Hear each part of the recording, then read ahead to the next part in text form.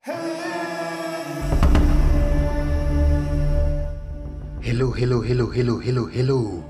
Sahabat Jari Pelawi Chess, yuk belajar. Garry Kasparov pukul Anatoly Karpov. Pastinya teman-teman sahabat Jari Pelawi Chess tidak asing mendengar nama Garry Kasparov, apalagi Anatoly Karpov. Informasi menariknya teman-teman, ini adalah permainan terbaik Garry Kasparov sepanjang sejarah catur. Bahkan mata pecatur dunia sempat beralih pandang pada pertandingan ini. Kalian penasaran? Langsung saja kita simak. Tapi jangan lupa subscribe dan komentar ya teman-teman. Dukung channel ini, dukung. Jangan tidak subscribe. Langsung saja, Garry Kasparov memegang bidang hitam dan Anatoly Karpov memegang bidang putih. Kalian sudah melihat, langkah yang dilakukan kedua pemain awal ini adalah pembukaan pertahanan Sisilia. Setelah Garry Kasparov menaikkan pion E1 langkah, maka Karpov mengajak pertukaran bidak di pion center. Pion D dinaikkan 2 langkah. Hal itu langsung disambut oleh Garry Kasparov. Pukul pion D dengan pion C disambut kembali oleh kuda. Teman-teman perhatikan, jalur D sudah tidak ada pion yang menghalangi putih. Diajakkan pertukaran kuda, tapi Karpov menolak, memilih kuda ke B5. Balasan dari Garry Kasparov adalah pion D1 langkah. Perhatikan teman-teman, pion E dan pion D hanya dinaikkan 1 langkah. Itu tandanya hitam posesif bertahan. Setelah kuda dinaikkan ke C3, maka kuda salah kawin ya. Hal itu sangat mengganggu, makanya diganggu juga oleh pion. Kuda disuruh pukul mundur, beralih ke A3. Setelah melihat hal itu, pion center dilaga, berharap salah satu pion akan memakannya. Tentu saja hal ini disambut oleh Karpov. Pion ditukarkan dengan pion C. Sambutan dari Garry Kasparov memukul dengan pion. Tentu saja teman-teman, tidak mungkin memukul dengan kuda. Sikat lagi, pion pun pukul pion. Mengancam kuda dan manuver, Garry Kasparov lumayan cerdik teman-teman. Menaikkan kuda ke B4, tidak memukul pion ya. Berhadapan tadi sudah Raja Hitam dengan Raja Putih. Kini giliran gajah naik ke C5, alih-alih ingin menyerang posisi langsung pertahanan Raja Putih. Sekaligus persiapan rokade pendek, karena Karpov sudah melakukan rokade pendek ya teman-teman. Maka Garry Kasparov juga melakukan hal yang sama. Safety. Kedua-duanya sama-sama rokade pendek. Perhatikan jalur E teman-teman, kosong, tidak ada perwira ataupun bidak di situ. Maka dari itu gajah dinaikkan ke F5. Guna lajur gajah ini adalah teman-teman untuk menghambat pergerakan kuda agar tidak terlalu aktif. Gajah mengancam posisi kuda tetapi masih terbackup oleh menteri. Langsung curi start. Benteng mengambil jalur E ya, bergeser ke E8. Menteri dinaikkan 1 langkah untuk membuka jalur benteng berkaitan ya teman-teman, saling menjaga agar bisa leluasa untuk kiri dan kanannya. Benar saja, benteng ditumbuk di jalur menteri. Posisi pion telah menghalangi pergerakan kuda putih ya teman-teman. Lihat langkah kuda yang dilakukan oleh Garry Kasparov. Membendung pergerakan menteri sekaligus pergerakan benteng. Dia stay dan nyaman di situ teman-teman. Kali ini kuda mengambil alih ke B1 dan Garry Kasparov mempertegas posisi gajah. Apabila memakan kuda silahkan. Makanya dia mengancam dengan pion. Tetapi Anatoly Karpov memilih mundur ke H4, tetapi tetap mengepin ya gajah dan jalur menteri. Teman-teman perhatikan langkah brilian selanjutnya yang dilakukan oleh Garry Kasparov, menaikkan pion B1 langkah.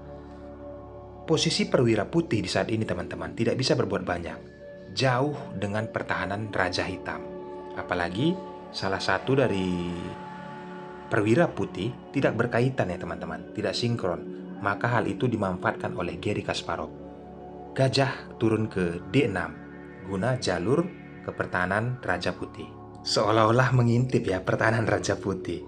Hal itu tidak nyaman bagi Anatoly Karpov. Makanya gajah diturunkan kembali mengajak pertukaran. Itulah yang di backupan yang dilakukan oleh Karpov. Perhatikan Garry Kasparov memindahkan kembali benteng ke jalur C. E dan C benteng menguasainya. Ini pion dinaikkan 1 langkah. Belum ada pergerakan apa-apa, hanya bisa menerima teman-teman. Hal itu ditanggapi positif oleh Kasparov, menaikkan pion G 2 langkah. Karpov mulai menyadari bahwa perwiranya tidak berkaitan untuk mendobrak pertahanan Raja Hitam. Langkah menyederhanakan permainan dilakukannya, gajah pukul gajah, dan kali ini Gary memukul gajah dengan menteri, sekaligus mengambil posisi jalur untuk pertahanan Raja Putih. Hal itu langsung ditutup oleh pion G1 langkah. Kuda manuver. Teman-teman perhatikan, apabila kuda sudah manuver, maka strategi yang gesit akan dilakukan oleh hitam. Jalur E dan jalur C masih dikuasai oleh benteng Garry Kasparov. Gajah mundur ke G2 belum tahu tujuan arah. Tetapi di sini terlihat putih seolah-olah bertahan. Padahal dari awal kita perhatikan ya teman-teman, Garry Kasparov yang seperti langkah bertahan, tetapi dia melihat putih tidak aktif, makanya dia mengambil inisiatif untuk menyerang. Seperti yang saya katakan teman-teman, pion A dinaikkan, hanya tempo itu teman-teman. Hanya tempo yang dilakukan, melihat pergerakan hitam. Terjadi pertukaran pion, disambut kembali oleh pion.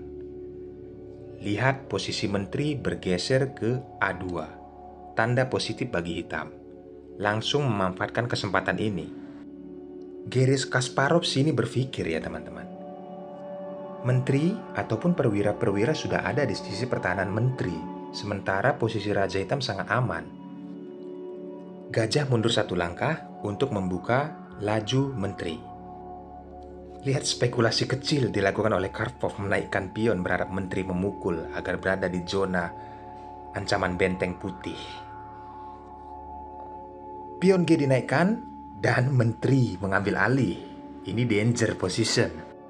Makanya menteri harus kembali lagi ya ke D2 sekaligus mengancam pion H6. Raja membackup naik satu langkah ke G7.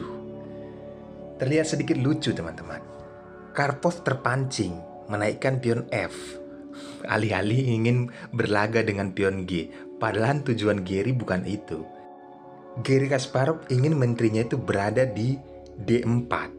Makanya pion langsung dipukul oleh menteri untuk mencapai posisi strategis itu di D4 teman-teman. Setelah pion diabaikan, ambil posisi strategis. Skak dan raja tidak berpikir panjang di sini. Langsung Karpov memindahkannya ke tempat yang aman, seolah-olah aman itu teman-teman. Kuda manuver ke F6. Benteng naik mengancam menteri. Good dan very good bagi hitam. Karena apa? Posisi mengancam menteri ini membiarkan kuda untuk manuver, membuat spekulasi kecil tetapi berdampak besar. Kuda datang seolah-olah untuk menutup serangan dari benteng. Tanpa disadari, saat dia menutup ini teman-teman, membuka jalur peluang hitam menyerang sangat dahsyat. Benteng sudah tersedia, kuda juga sudah tersedia, giliran menteri pukul kuda. Karena diberikan secara gratis. Dalam hati Garry, gratis gundulmu. Posisi kuda, sekak raja, dan menggarpu menteri. Benteng harus memukul. Open, dan kali ini giliran gajah yang pukul menteri. Teman-teman bisa perhatikan langkah jenius yang dilakukan oleh hitam. Berusaha mengambil gajah, tetapi menteri punya inisiatif penting di sini. Apabila gajah dipukul, maka inilah yang terjadi. Benteng turun ke C1. Mau dimakan hancur, nggak dimakan gundul. Kuda juga sudah terlambat seperti yang saya katakan dari awal. Perwira yang dimiliki oleh putih tidak terikat satu dengan lainnya. Itu dilakukan oleh Garry Kasparov. Dia memecah perwira-perwira itu dengan langkah yang lumayan praktis teman-teman. Bisa memecah perwira-perwira agar tidak berkaitan dengan satu dengan lainnya. Ini langkah yang telah terjadi teman-teman. Tidak ada langkah yang lebih bagus dari itu. Maka dari posisi ini, inilah yang langkah yang terjadi. Jika kalian mendapatkan langkah selain dari ini yang terbaik bagi putih, kalian bisa di komentar. Tapi saya rasa dan saya juga sudah mempelajarinya, tidak ada. Putih memang harus mati. Ditutup, dimakan. Dimakan, ya dimakan, mati Raja Putih. Teman-teman pasti paham ya. Semoga video ini bermanfaat. Luar biasanya Garry Kasparov. Akhir kata, saya ucapkan terima kasih bagi yang sudah nonton dan jangan lupa subscribe, berikan juga like dan komentar kalian. Dukung terus channel ini, teman-teman. Thanks and God bless.